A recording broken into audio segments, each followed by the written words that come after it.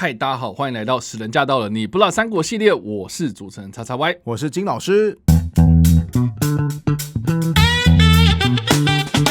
好的，欢迎回到我们的节目。我们这一集要来聊聊的是《三国》这个电视剧的第46集。我们前2集的内容呢，主要都是聚焦在曹操他败逃回到北方之后呢，他跟他的儿子们之间的故事。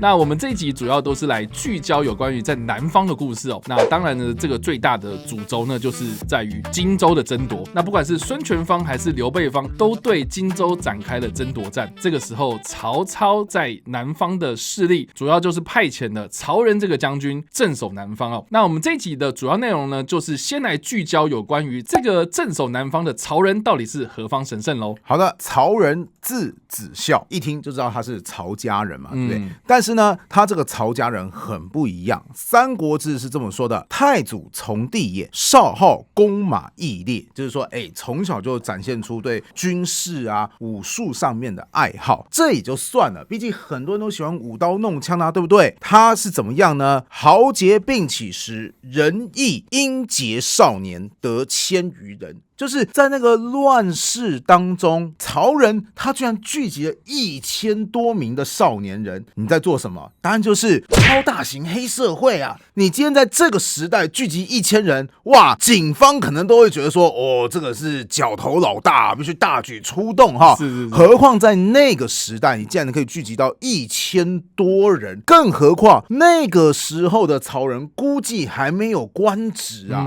可以做到这件事情，可见曹仁他应该有特别的魅力才对。后来随着曹操起兵嘛，对不对？曹仁立刻就投到曹操的麾下。请注意，大部分人加入曹操可能是个体户嘛，对不对？就是我个人加入。曹仁不一样，第一个他是曹家的宗亲，有血缘关系，其实比任用外姓将领那信赖程度是不一样的，对不对？毕竟我们都是曹家人，你还能背叛我到哪边去呢？这是第一点。第二点，你这个曹家人竟然还是带人过来投靠那1000多名少年嘛，对不对？对于当时刚起兵的曹操来讲，哇，这简直是天使投资啊，非常非常重要的武力赞助哈。事实上呢，随着曹操他开始起兵对战不同的豪强，曹仁也总是冲在第一线。比方说呢，曹操进攻袁术，曹仁有参战；曹操进攻徐州的时候呢，曹仁就是负责统帅骑兵部队。后来征讨吕布、黄巾贼以及去抢夺汉献帝的过程当中呢，曹仁都有出战。那其中有一场战役展现出曹仁不一般的特质，那是曹操去攻打张绣。后来呢，张绣反击之后呢，曹操军就开始败退，被追击。此时曹操军就觉得说那个什么，我们被反败为胜了，就觉得说士气非常非常的沮丧。那在这个时候，其实曹操就非常非常担心，想说，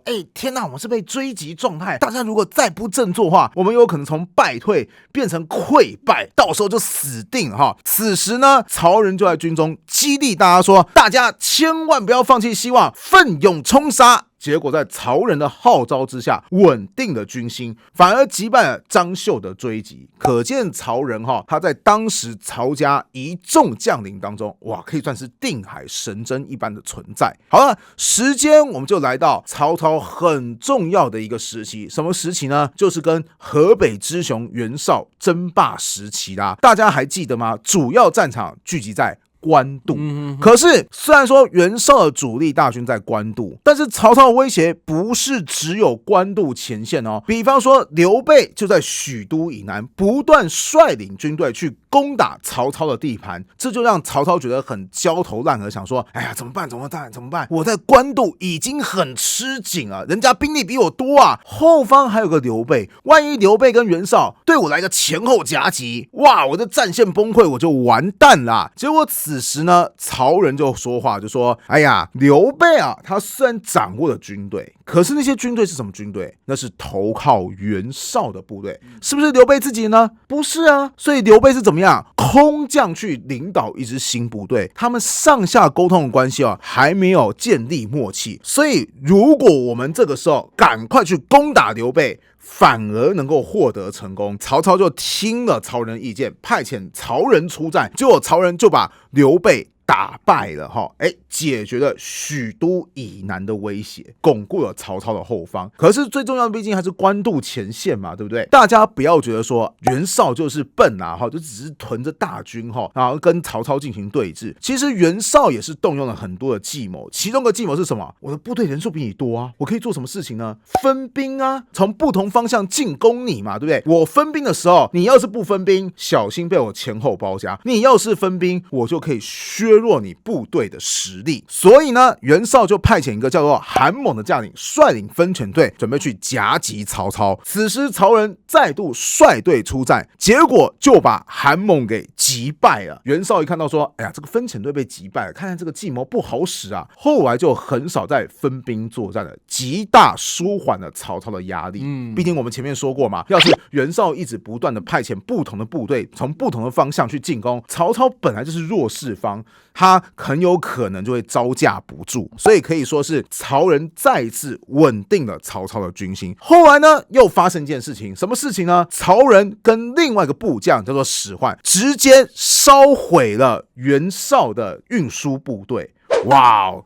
这个贡献可就更大了因为袁绍虽然说是大军嘛，大军吃的东西也多啊，你要是没有粮食的供应，军队也有可能随时会涣散。所以曹仁这个偷袭当然不像后来偷袭乌巢那么关键，可是也可能极大延缓了袁绍进攻曹操的步调。所以可见曹仁当时在官渡之战是有非常非常多的贡献的。官渡之战后呢，曹操转守为攻，开始去攻略河北，其中有一块硬骨头。什么硬骨头呢？就是曹操后来要开始攻打河东郡这个地方。河东郡它有一个天险叫做壶关，为了打下壶关，当时曹操就下令说，城拔皆坑之，就是大家我们打下这个壶关之后，我们把里面的人全部都给坑杀了，大概是要做一个新战的威吓，就是说壶关的人如果你们不想落到这个下场的话，要不干脆怎么样提早投降。但是壶关人呢并没有投降，于是曹操就开始包围壶关，连续打了好几个月也没有打下来。这个时候曹仁就对曹操讲话，就说，哎呀，你忘记兵法上面有说过吗？围城你要留下活门。什么意思？就是你包围一个城市的时候，你不可以把所有的道路都给阻截，因为对方会觉得说，我们没得逃了，我们只好怎么样奋勇抵抗。何况你曹操还说什么你要坑杀我们嘛，对不对？那所以我们这个时候守城方就只好誓死拼战啦。你应该怎么样？兵法不是有讲过说为师必却吗？什么叫为师必却？你包围对方的时候一定要留下一个小缺口，干嘛？对方会觉得说我还有逃跑的希望，就不会拼死的进行作战。所以呢，你有一些东西必须得改一改。后来曹仁对曹操说，你先前已经说要公开屠城，守方开始顽强抵抗，那壶关这个地方它又是一个超级坚固的要塞，里面的人粮食又很充足，我们包围这么久也未必可以更进一步。我觉得你如果再坚持现在的打法，那实在是太不智慧了。曹操一听心领神会，改变打法。当然我猜所谓的改变打法就是采纳曹仁所谓的为师必却，就是留下一个活路，看看里面的人心态会不会动摇。结果呢，果然顺利的攻下壶关。我们从这边也可以看得出来，曹仁他不是只有所谓的武勇，他其实在兵法韬略上也是相当有他的才华的。那时间秀吉嘞，再来到曹操已经统一河北之后，接下来就准备对荆州用兵，就是所谓的曹操南征。在曹操南征的时候呢，就任命曹仁为征南将军，意思是说，你曹仁就是除了我曹操以外的最主要的主将。可惜很不幸，后来曹操不是赤壁战败嘛，对不对？曹操就想说，那我必须得率领一部分的部队回到北方去稳定军心。可是呢，荆州这个我已经打下来的地盘，我当然不可能顺手扔掉嘛，对不对？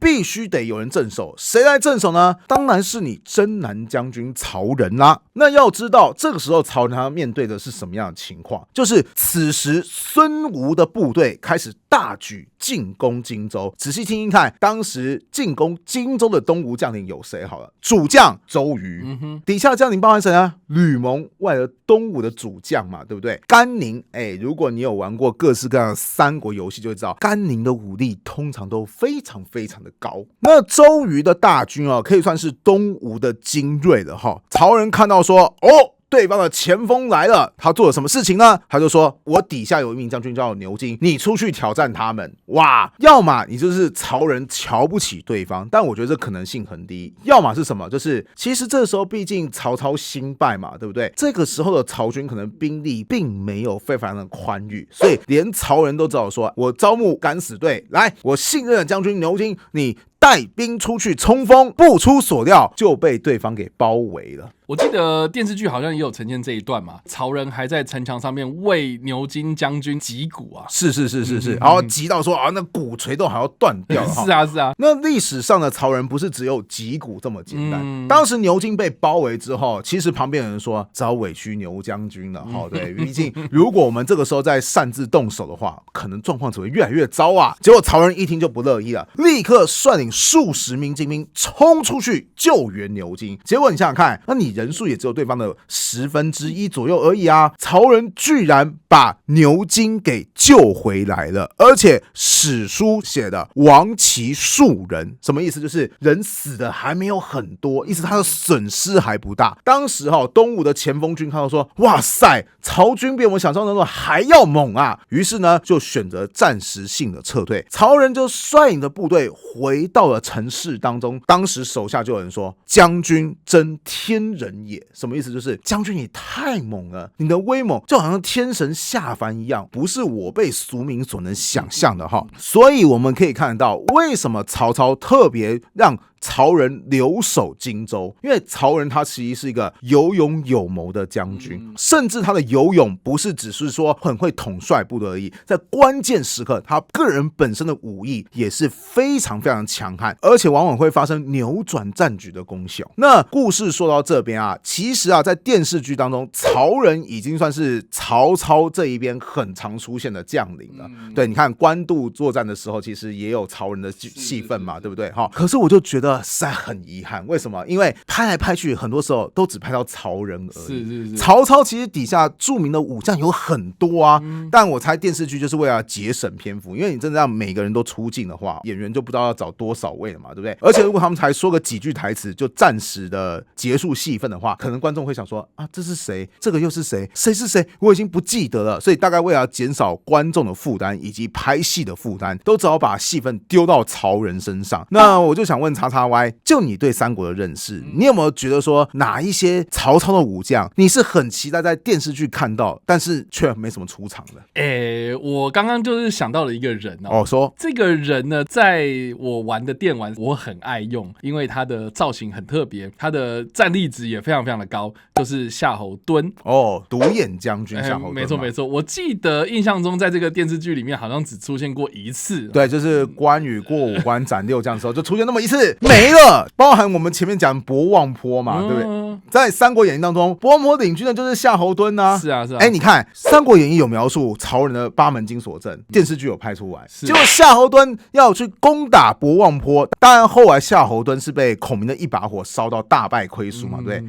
可是没有画面，没有镜头如果夏侯惇就是死后有灵，跟曹仁一起坐着看这个电视，然后曹仁就说，哎呀，我又出场了。夏侯惇说，我打败仗的镜头你也不给我一下吗？不 take 我一下吗？对啊，夏侯惇我就觉得是很经典，他明明在正史当中也是曹操非常器重的一位将军。当然比起曹仁，他的军事才华好像逊色非常非常多，可是曹操也非常非常信任他，对不对？可是电视剧当中几乎都没有什么出现。然后我觉得还有一个很经典，就是曹操有个很厉害的护卫，就是典韦。我们之前在讲宛城爱情故事的时候，我就说过电视剧的处理就是很傻眼就是说典韦将军当年战死。我说哇塞，原来这么重要的这么猛的一个人物，你用战死这2个字就可以直接带过我就觉得说好吧，就是我可以明白你要精简篇幅，但你会不会太精简了？那除了武将之外，很多文官也不见啊。